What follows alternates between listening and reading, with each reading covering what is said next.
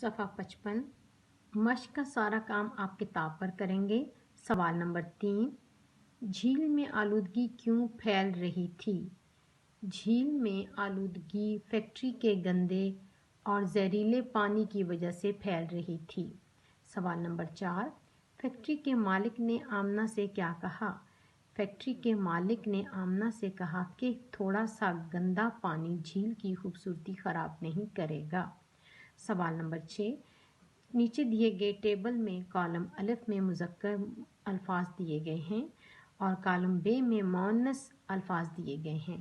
ان دونوں کالموں کی ترتیب میں فرق ہے۔ کالم الف میں موجود مذکر کو کالم بے میں موجود درست مؤنث سے ملائیں۔